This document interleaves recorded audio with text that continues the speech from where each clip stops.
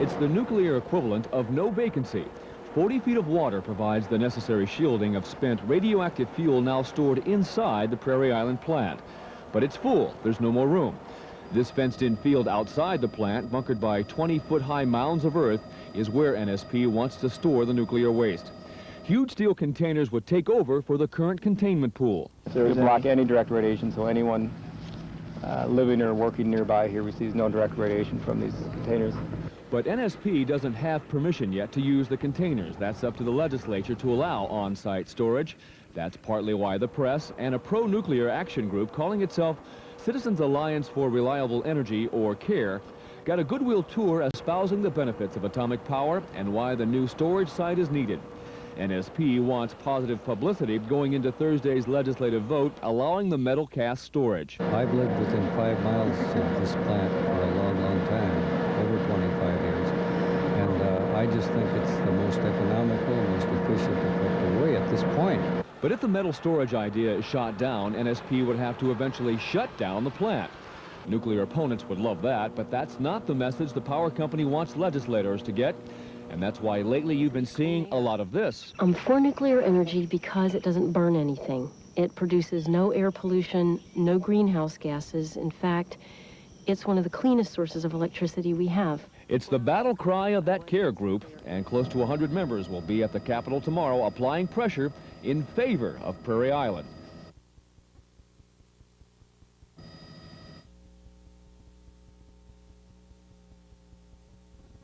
Come on, hurry! Hurry, hurry, hurry, hurry! Hurry! Okay.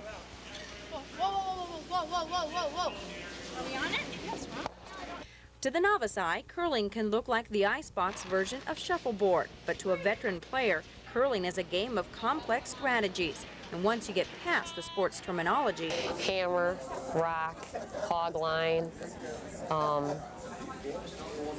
tee line, hack weight, board weight. It's really a simple game. The object is to throw the rock down a sheet of ice. Only one team can score in an end, which is like an inning in baseball. The one closest, the team closest, rocks closest to the center score, and that's it. And you go up and down the sheet 10 times. Each team consists of 4 players. One throws the rock, a 42-pound solid piece of granite. 2 players sweep the path, and the 4th sits at the other end, directing the sweepers. But it's a game where everybody's involved. You're involved in every shot. You know, with all 4 players involved in every shot. You'll notice I haven't mentioned the scoring. That's because it's not that simple, but there are plenty of books and videos, including Fast Eddie's curling tips, out there to help you become an ace. It's all part of curling's growing popularity. At one time it was considered to be an old person's sport, but not anymore. Not anymore, no. The younger people are, you know, are finding it's not as boring as it looks. While curling is a popular televised sport in Canada, it can't be found on American television, not yet. For now, if you want to watch curling, you'll have to come out to the ice. But with recent revisions, such as shortening the game to 1 hour and 20 minutes, curling is becoming more attractive to TV viewers. And who knows, by 1998, it may draw as many viewers as this year's Olympic ice skating. Well, maybe not. In Duluth, Stephanie Guadian, News 6.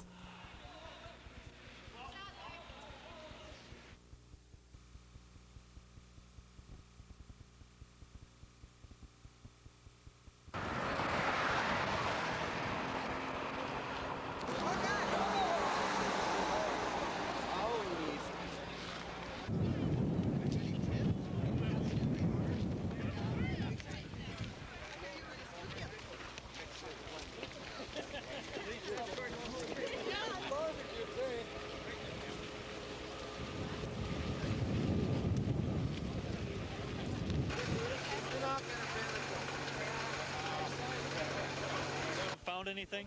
I haven't found anything. I've been watching the papers. There's nothing to be had around here. I've been kind of looking in the cities, I guess. I've been there before. I know we're all down. Our savings are gone, if not just about gone.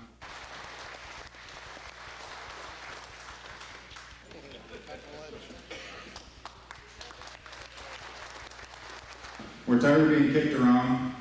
We're just playing army, and some of us would like to just get up and kick some butt, but we need to be the kind of people that America would be happy to get behind and support us. This is just the beginning. And a min tack was 11.50. Now two people from the company, from each company, to come up with a operating contract. I don't know what I can do, but someday those same people are going to come back on their goddamn knees, and we're going to tell them to keep going. Go on to China, Japan.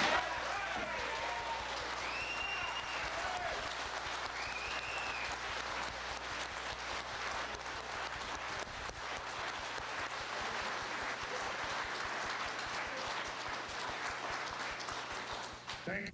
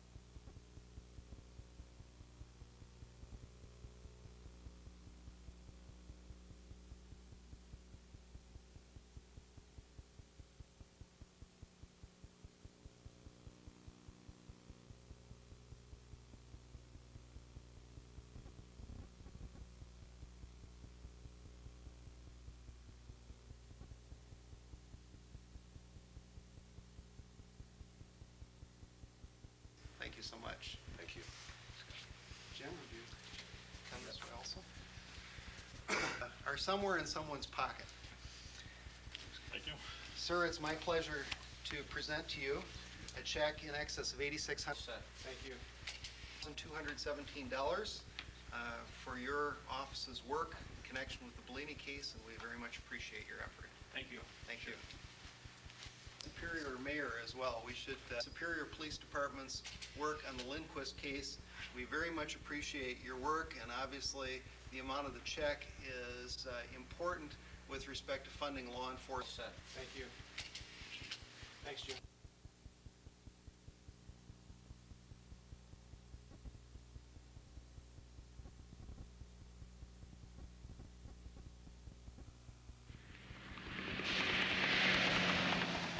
Years on 5 forward, 5 5 200 down forward, 200 $200 money's in. This is the exotic animal auction held twice a year in Mora, Minnesota, which is about a 1 hour's drive north of the Twin Cities. The bottom line here is to make money. From the $7 entry fee to the hundreds of dollars exchanging hands for rare and unusual animals. Sold the llama $320. Behind the auction block, over 3,000 exotic animals await their new homes. They're being primped and fussed by their current owners, who hope to make big money at the auction. It's like a fashion show for rare animal breeders. You getting tired of this, huh? Breeders like Hazel Preem of Big Fork, who's here to sell her 2 llamas. She says the males usually bring $300 to $500. $500, thank you. And the buyer's number? Today, she got her top dollar price, $500. I sell the animals themselves for other breeders, to pet people, for packing, for driving on carts. However, the exotic animal auction is not without controversy. Some animal advocates say auctions like this one violate animal rights. Wild animals are basically a public trust owned by all people, not a luxury item for a few people. Karen Moore, animal rights activist. I want people to know that exotic animal auctions are in the same category as greyhound racing and ivory poaching and shouldn't exist in Minnesota. Well, I don't really want to start any arguments on that. Vern Potch is in charge of this auction. He says he's not breaking any laws and that no animals are being auctioned for food or hunting. Most of these deer are go right back to private homes.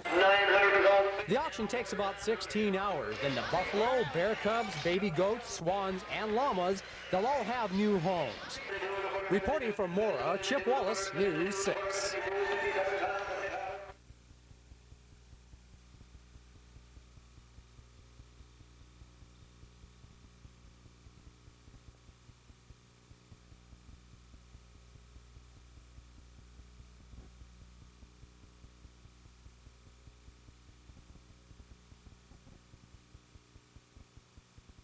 is that they decrease in number with time. But we still have the whole range of magnitudes. In other words, for every magnitude 4, there's 10 magnitude 3s, and for every magnitude 3, there's 10 magnitude 2s, and so forth. So if we wait a long period of time, even though the rate is fairly low, there's still a good statistical chance of having one magnitude 5 in there.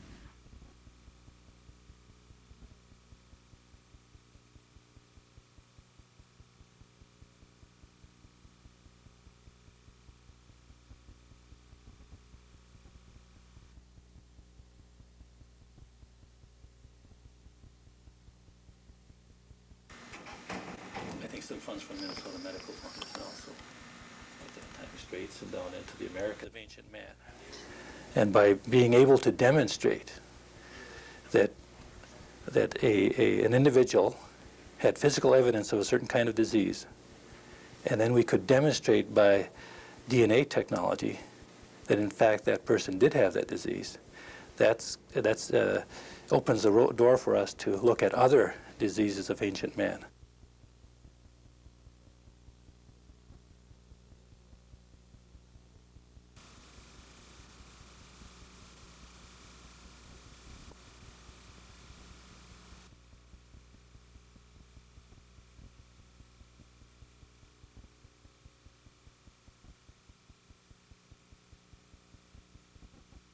Kevin, on behalf of the City of Superior and the MDA, we would like to say thank you for the unselfish kindness you're showing by giving a full year of yourself to the other children of our area.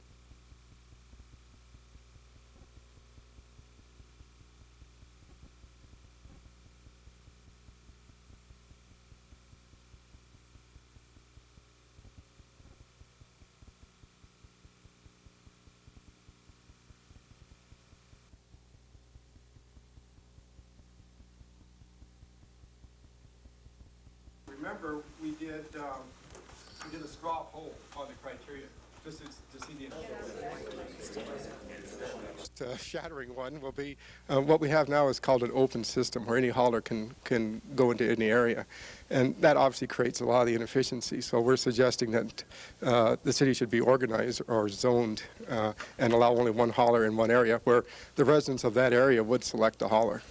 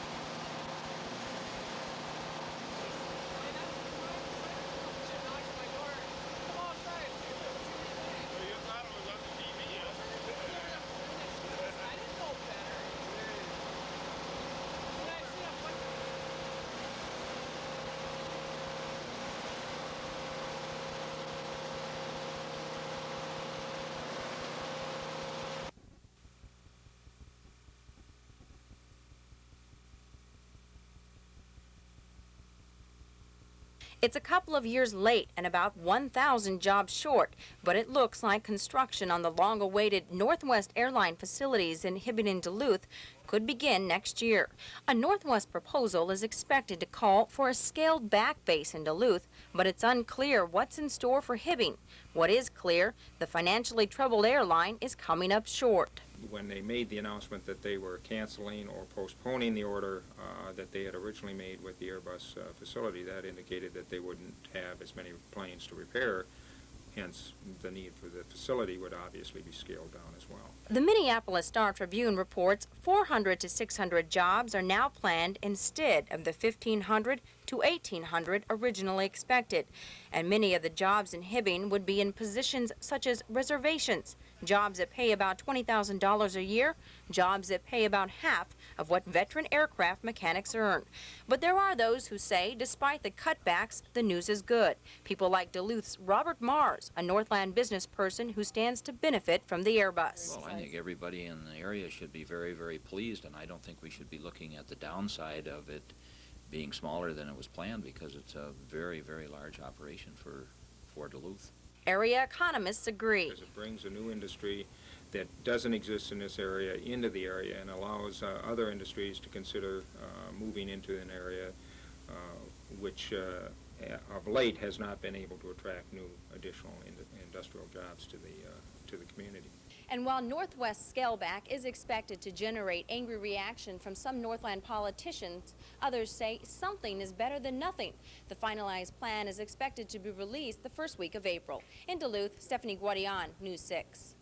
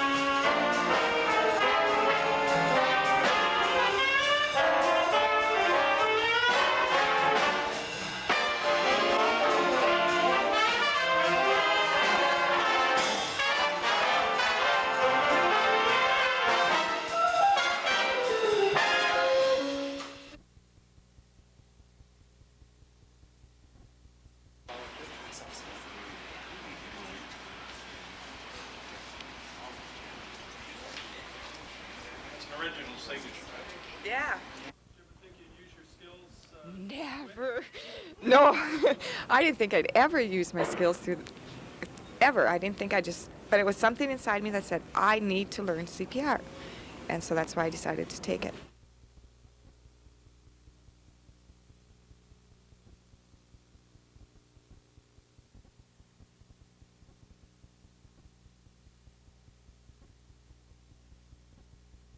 Forced you out real hard. More people than ever before are having problems with asthma and allergies. But why? Well, some experts blame things like air pollution and auto emissions.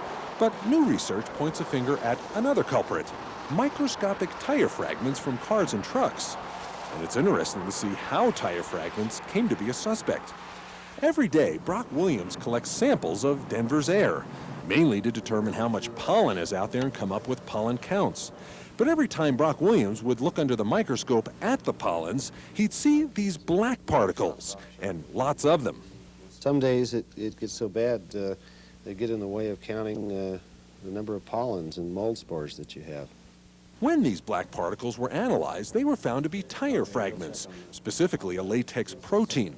And that's important. You see, at least 6%, if not more, of the population is allergic to latex protein, and many don't know it. Symptoms of latex protein allergy include runny nose, congestion, skin rashes, and trouble breathing. We're breathing rather large quantities of these materials and taking them into our bodies in a way that can enhance our sensitivity. It takes only 10 particles of pollen to cause a reaction. In contrast, near a busy street, you could be inhaling 2,000 particles every hour of these tire fragments. Now, not all people will have a problem with that, but those who are sensitive could be worsening their allergies and asthma and not know why. I'm Dr. Dave Nida for NBC News.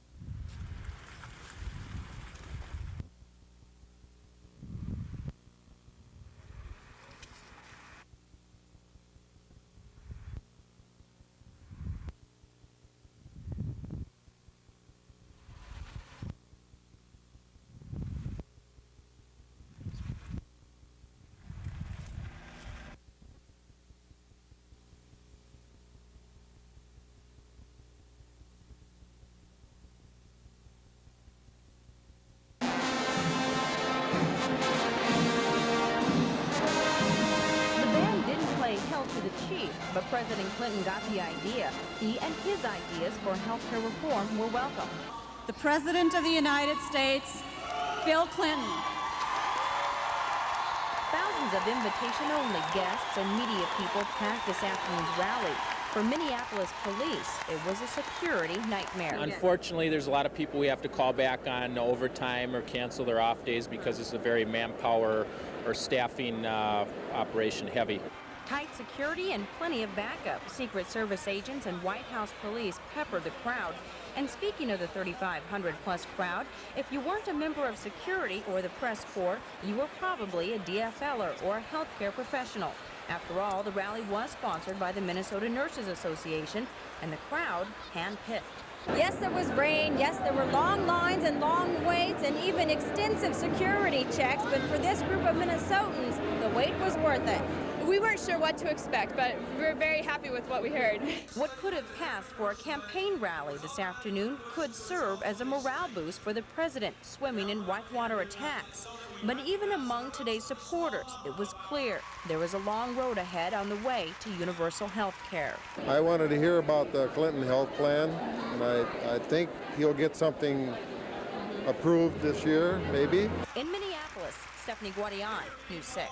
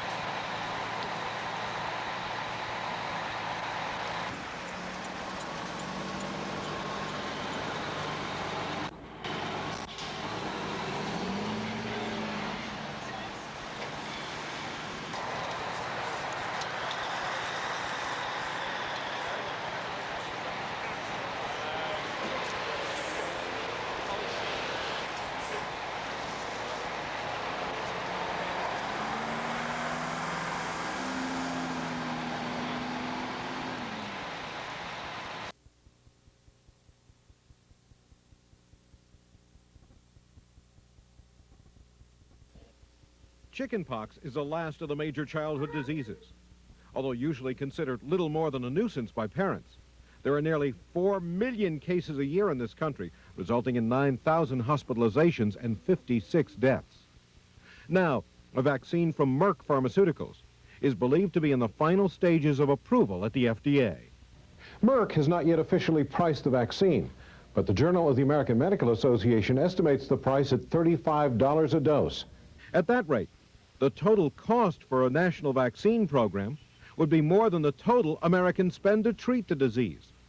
But at Cedars-Sinai Medical Center in Los Angeles, where the vaccine was first tested on an American child 16 years ago, doctors say there are other monetary reasons for using the vaccine. Parents have to stay home with them and they lose wages. And the cost of that is far greater than the medical cost of chickenpox.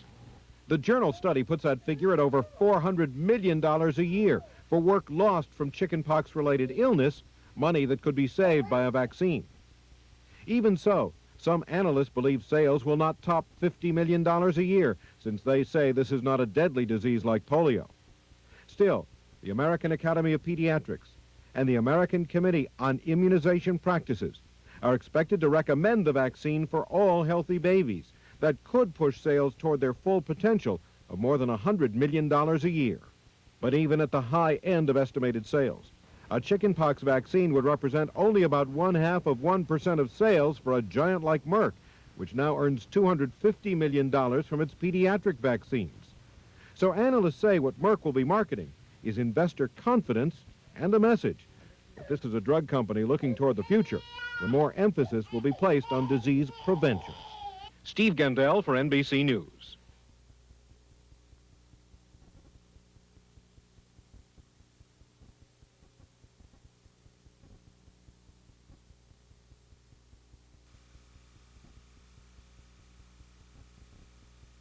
Are you saying this is different than 1956 when he was running? It certainly is. It certainly is. Was nominated National Convention in Chicago And there's room. This Secretary of Agriculture. That wasn't exactly the post that I was seeking, because I knew that agriculture in the U.S. at that point was in a first-class mess. In the classroom with the man like Humphrey, who was Democratic National Convention. The paradox of a world full of food and also full of hungry people. That simply doesn't make sense. A leading state in what then was radical legislation. Leaders of the liberal forces, you stand with me on doing partnership with the private sector, and there should be the budget. But there's a real joy and return from feeling that you're doing something that's a little bigger than yourself, that you're reaching out to help build your community and helping people who need a hand along the way and an opportunity to do things that are important.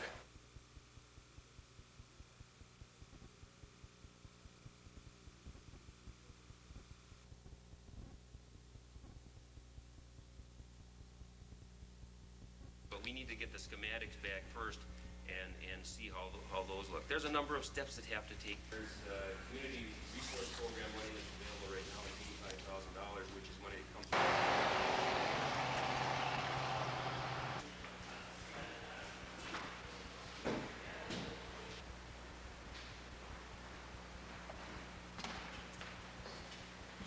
I'm not bugging you, man. Oh, these are the same. You just stepped on the bathtub. I got the bathtub.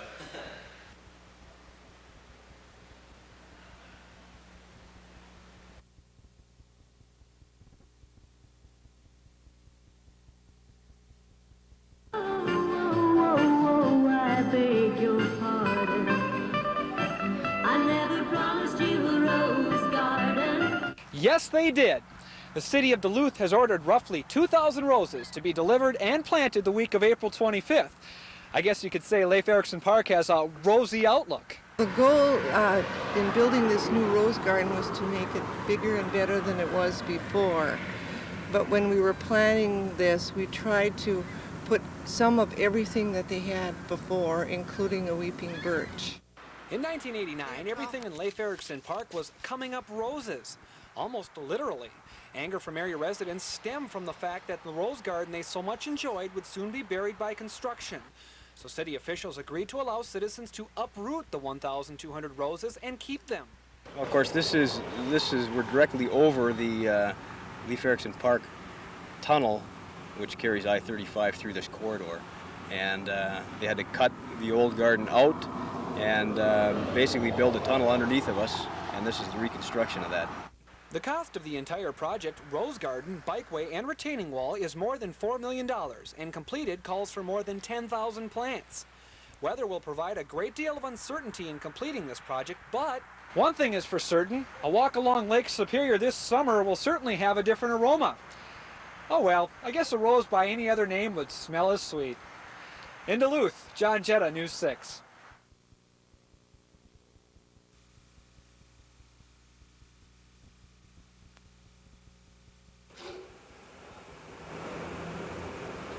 I wanted to kill myself.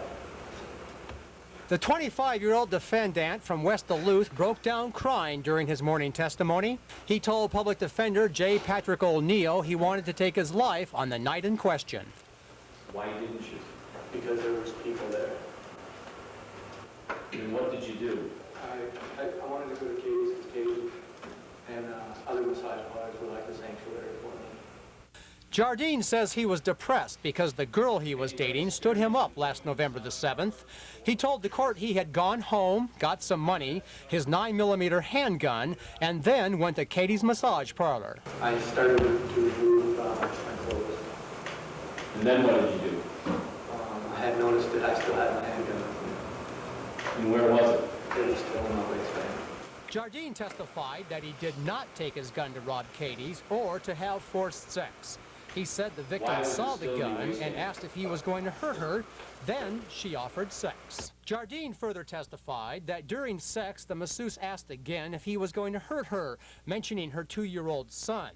That broke Jardine to tears one more time. I started thinking about my son. You have a son? Yes, sir. And how old is he? He's 4 years old now. Jardine then told the court he and the masseuse went to a back room where he took off the handcuffs and showed her the gun in an act of faith. Then he says trouble broke out. It's obvious that Ms. Van Hagen was not paying a lot of attention to your explaining that you weren't going to hurt her. I wasn't really looking at her at the time. I was concentrating on my handgun. And then she grabbed the gun. Yes, sir. And then what happened? The gun went off.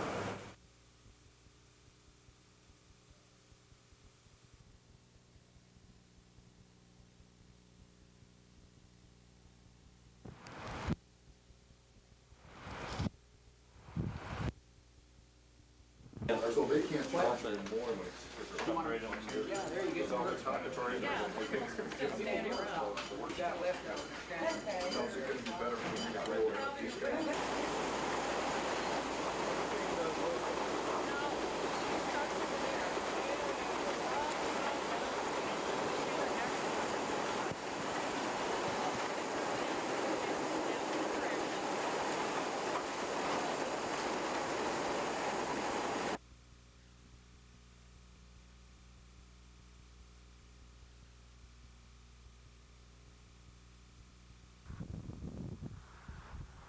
It may not be the largest jackpot in Powerball history, but $50 million is still a big chunk of change. So I bought myself a ticket and a chance to become a millionaire. But first, I needed some numbers. Since I'm such a devoted employee of KBJR, I decided that the Powerball would have to be 6. As for the rest of the numbers, I chose 42, 22, 11, 3, and 1. 42 because that's the average fall temperature, 22 is my age, 11 because it's half of 22, 3 for no apparent reason, and 1 because it's the only time I'll mention Joey Buttafuoco. With my ticket tucked safely away, I decided to find out how some of my compadres at KBJR would spend 50 mil. Celebrate! I would probably spend 80 to 85% of it on cars. Become a ski bum year-round. Others were more practical. Pay off the bills and then go to Europe. Okay, so maybe not quite so practical. Hoping my numbers come up, Chris Ritchie, News 6.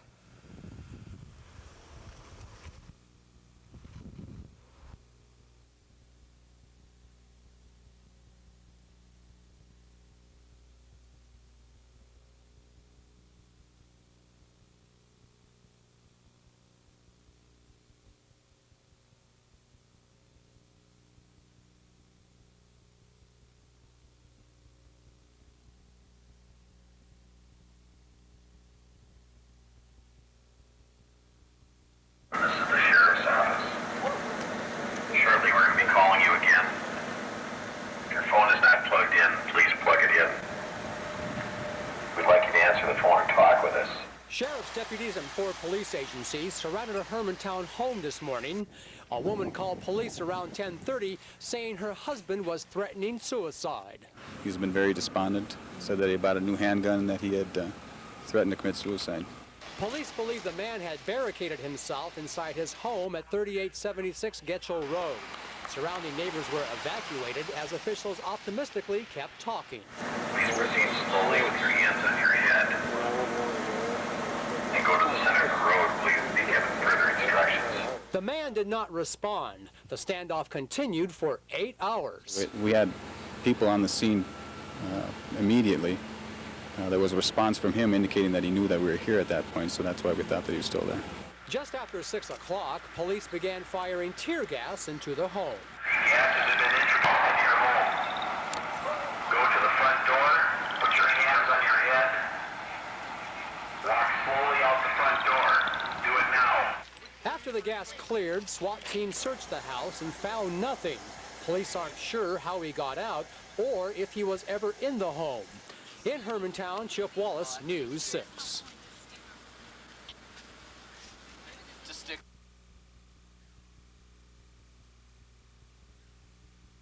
I I know that this will create a lot of interest also throughout St. Louis County. And basically, we're looking at individuals who, three individuals, and typing some information that they gave to us regarding. We've gotten back to included things like photographs of individuals recruiting help and.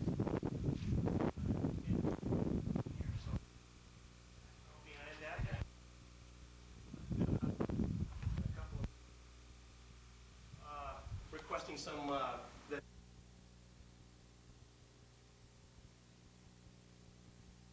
Tickle me. Tickle, tickle, tickle, tickle. To a 4-year-old, the whole world seems big. That's what happened to our house. To 4-year-old Casey Sayre, the fire that burned her house yesterday was enormous. Her family credits Casey's quick thinking with averting disaster. I think I'm a hero. Do you think you're a hero? She says she learned what to do in a fire by watching TV, specifically the show Rescue 911. This is 911. Do you have an emergency? I'll show you my mommy's room. The fire severely burned the east side of the house and the entire roof area. Casey was at home at the time and discovered the fire when she went outside on the deck to play. And what happened? Where'd you see the fire? Over here? Here. Coming out of the floor? So what'd you do? Walk me through it. You ran back in the house? Go tell my mom to call 911. Go take my little sister out. 2-year-old Amber was playing in the house. Lisa Sayre was fixing dinner at the time. And she came running back in and said, Mom, the house is on fire. And she grabbed Amber and just kept yelling, call 911, call 911. Lisa said she didn't believe her until she looked and saw the fire for herself. I was so proud of her, and after the fact. And then it's like, I couldn't believe she did it. I was so proud of her. Just, thank God she watches TV a lot. She watches that like gospel. It's like watching Barbies, you know. I said, that's a pretty good job for a 4-year-old. Yeah, pretty good job there, Case. Should be proud of yourself. Casey is taking all the accolades in stride. After all, to a 4-year-old, other things are more important. Here, I'll push that. Like any child, Casey would rather play with her sister than worry about being a hero. But she is just that. Whoa! It always does that. She says if it happens again, she'll know just what to do. Go out and call 911. Good job.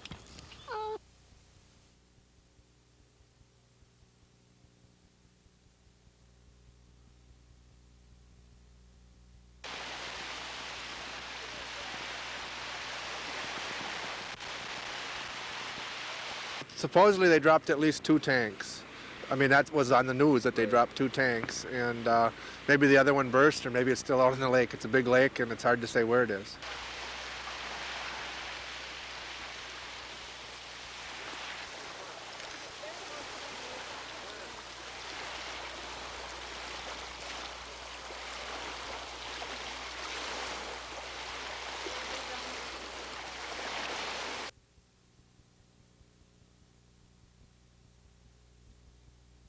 High about 68, weather wizard says 75. Oh, is this one of those things where you're supposed to look into the camera and go, ah?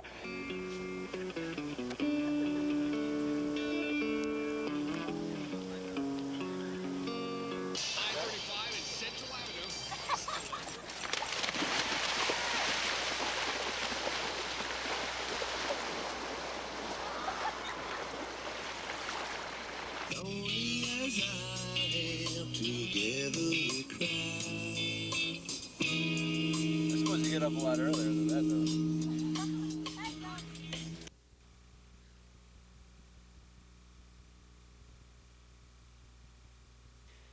Whenever any campaign, if you've got a campaign that doesn't have an issue that they can really hang their hat on, what do they have to do?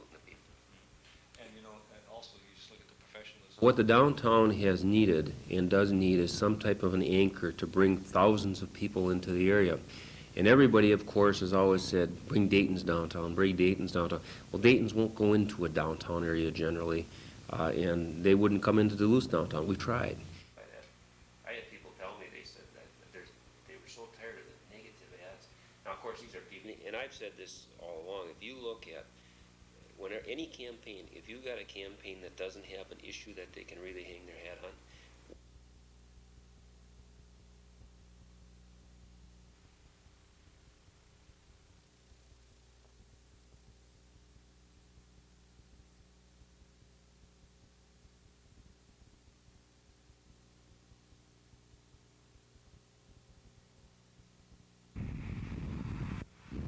Duluth's Mesabi Work Release and Port Rehabilitation programs often house violent offenders, like two-time murderer Eugene Elling.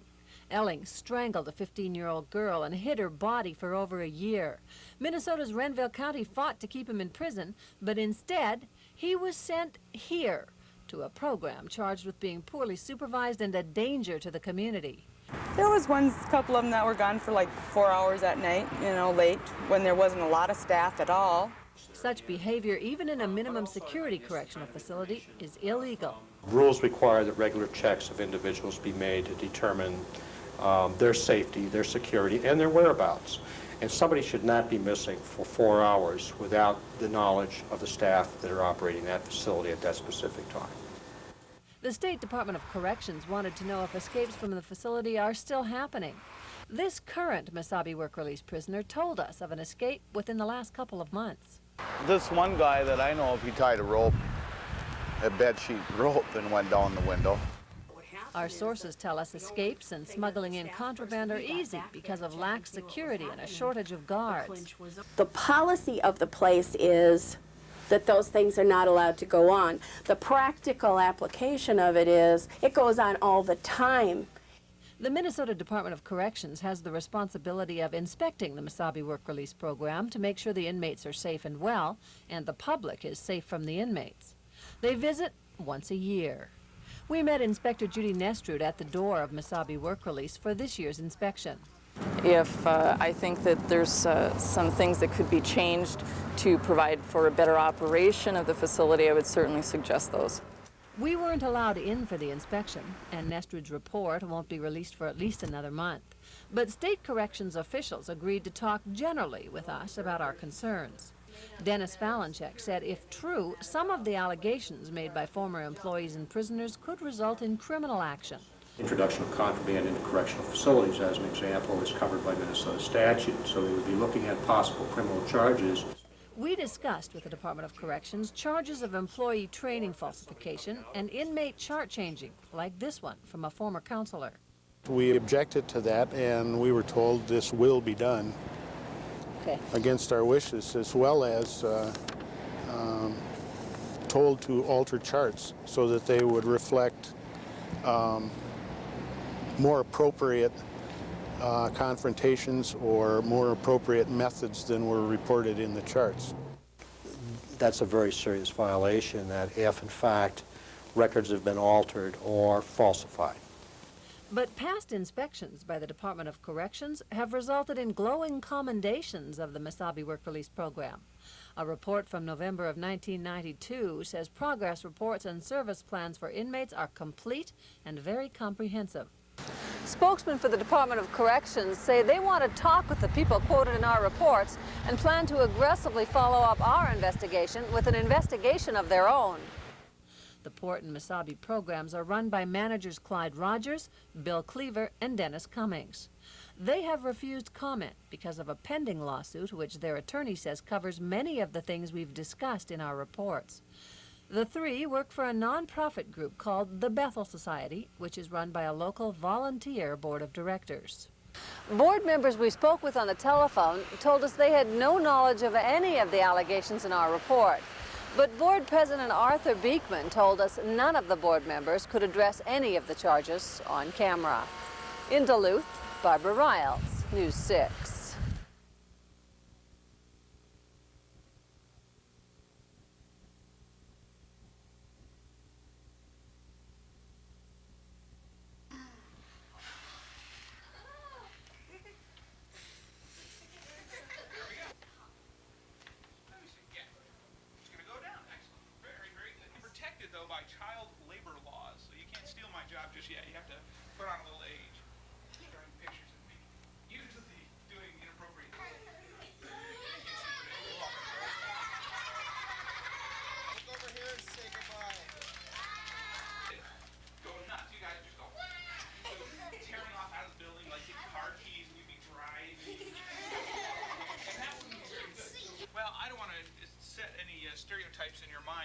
see, I'm a man. For some reason, I'm like the writing impaired.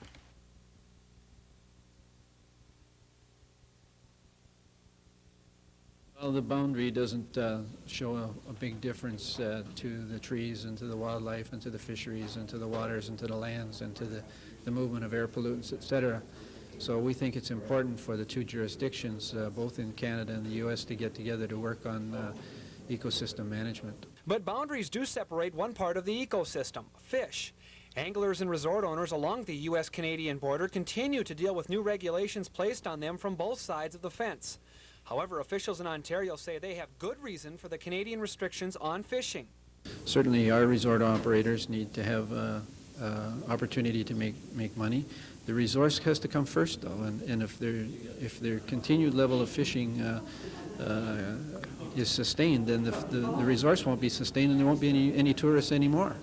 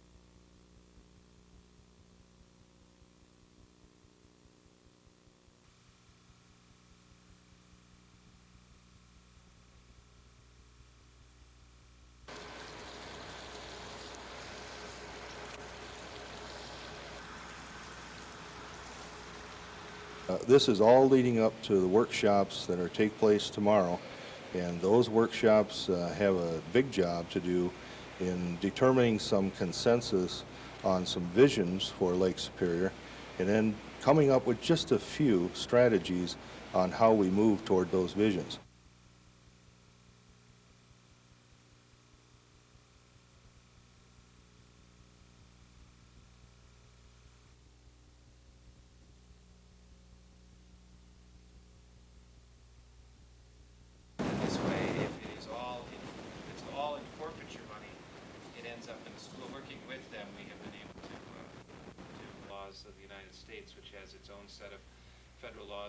As the lawyers for the state of Wisconsin, my office wanted to be sure that any potential legal action adequately addressed environmental damages, the costs of responding to the spill, and any appropriate penalties that should be paid. Serves as an incentive. Clearly, I mean, from the point of view of the railroad, they have to look at this as the whole picture, which is to this as well. We always work closely with the federal agency. We would expect from the that you didn't in yours. You really need to talk to the EPA.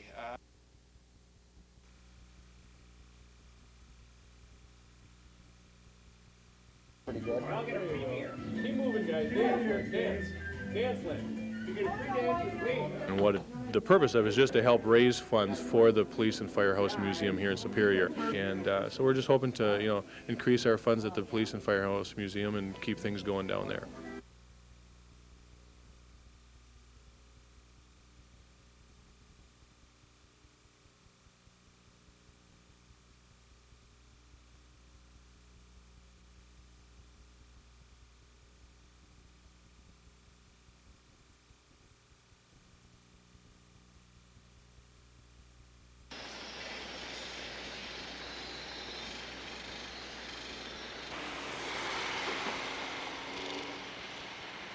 On a number of other proposals, so we're not looking forward to, even though it's been described as a quote friendly competition, it's competing nonetheless. And what we want to do is to make sure our best foot is being put forward and not necessarily at the expense or detraction of another community.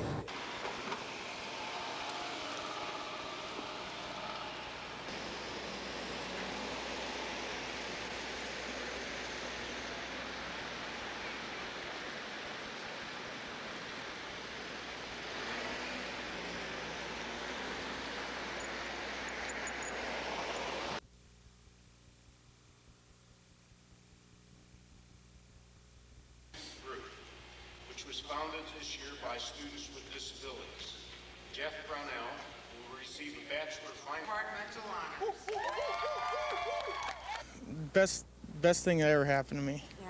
So, looking forward to getting out there and getting a job and working and starting a life, I guess.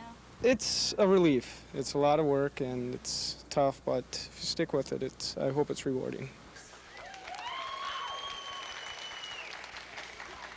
Stephen Freda. Bachelor of Computer Engineering degree, Bachelor of Industrial Engineering degree, and Bachelor of Science degree by the power delegated to me by President Osimo and the Regents of the University.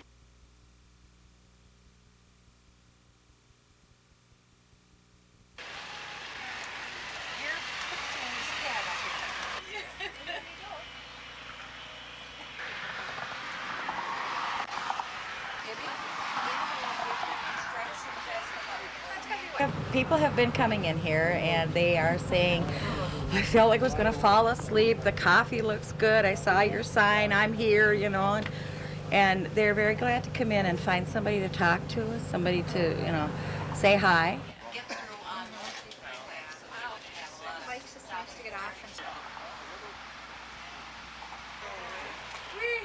about 10 people here 10 minutes ago.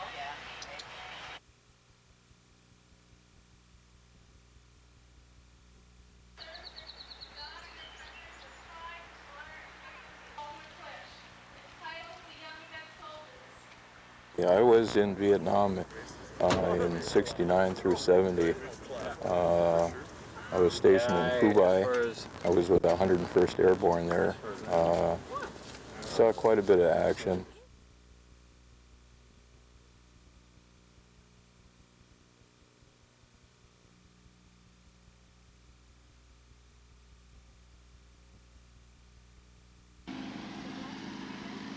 You can almost hear the sigh of relief that fills the communities of Aurora and Hoyt Lakes.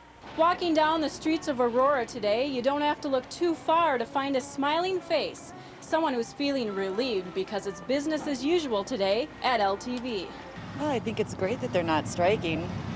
Everybody here it's a pretty happy community. People all get along. It's nice to know that everybody's going to be working. Well, everybody will be happy because they'll have money. Jenna Haruth is a summer employee at LTV, and her father works full-time at the plant. She says a strike would have been devastating to families like hers. I asked a lot of guys out there, and most of the full-timers, they didn't really want it, you know, because it's hard. A lot of them have families, and they can't afford not to be in it. A lot of them were saying that if they did go on strike, within a week, they'd have to try to find something else. But that's not the case. Union officials are on their way back from Pittsburgh now, carrying with them the details of a tentative agreement between the Steelworkers Union and LTV. The contract will not become official until it's voted on by the rank and file. On the Iron Range, Gina Katzmark, News 6.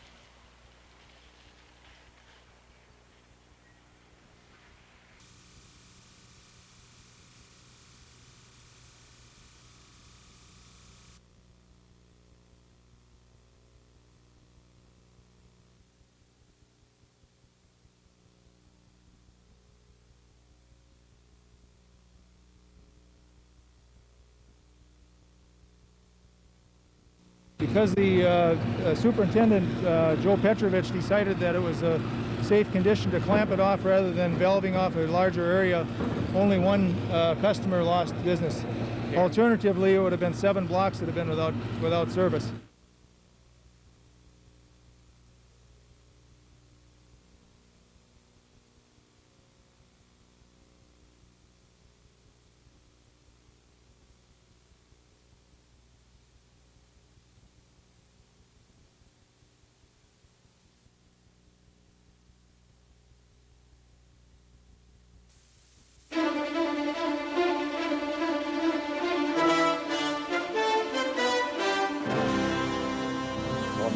In those 24 hours, innocence was lost, trepidation surfaced, and discipline and training somehow prevailed. My name is Charles Cawthon. I was 32 years old and a captain in the 2nd Battalion of the Stonewall Brigade when we landed on D-Day. The waves were 4 and 5 feet high. These are general waves compared to that day. We'd trained so hard and knew so exactly what we wanted to do. I guess we felt we could do anything. We were crowded in that craft and banging into these waves, mortar shells falling right along the water line. Looked like they were just a few feet apart. At least one I know of was hit right as the ramp went down. The German positions were concentrated on the exit road, and they were on either side of it. And there were also fire trenches along the bluff line there, machine gun posts. It was a long haul. Seems longer than it was then. The Germans seemed to have the water line zeroed in, and they were just dropping mortar shells. The landing craft were all burning. I felt a jolt to the side of my face and found I'd been hit with a piece of shrapnel.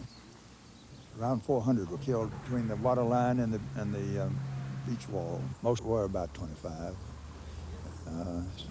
Some was young as 18. I'm amazed now that I'm sitting here. My feeling overall now is one of sorrow, that it had to be, and it definitely had to be.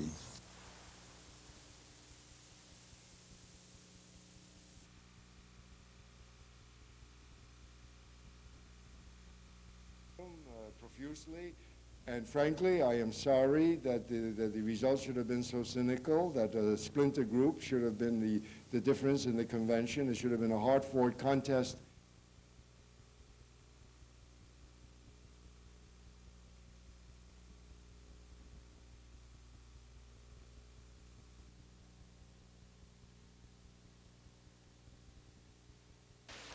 How you doing, buddy? Good.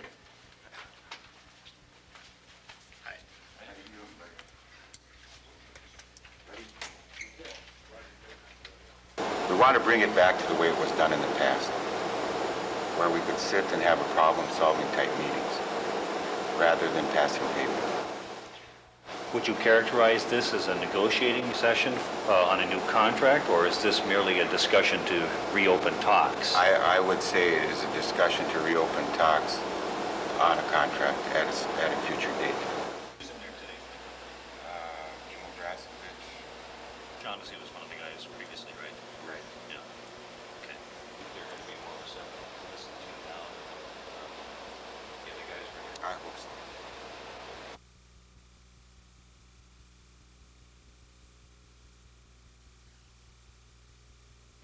And it's costing us, I think last year, somewhere around 200,000 haven't happened. Those extraordinary, to be very true. And one of the biggest areas of training we need to get back to in law enforcement training is sensitivity to people. Because that's our priority, is people.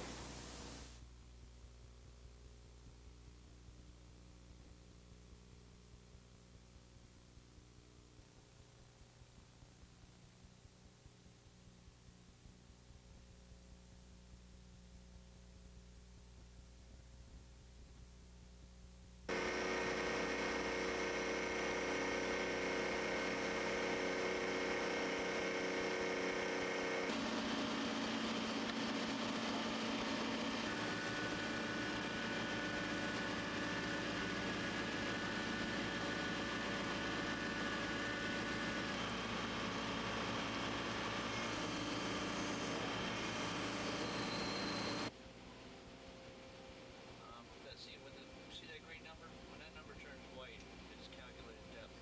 Right now, that's the input depth. Still moving the ROV. Like you said.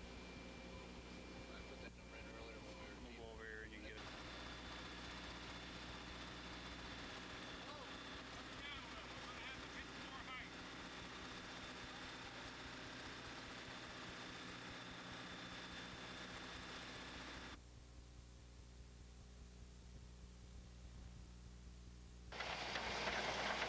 An asphalt manufacturing and concrete recycling center will soon occupy this former coal dock site. Unlike the neighboring grain elevators, this facility isn't expected to bring in a huge amount of maritime traffic. Initially, Northland Construction has plans to import only a few shiploads of construction aggregates per year. However, the Seaway Port Authority isn't concerned about the frequency of traffic, but that the site is still used for maritime purposes. Northland Constructors believes there's a market for recycled road materials and will spend more than $2 million on the project. In Duluth, Gina Katzmark, News 6.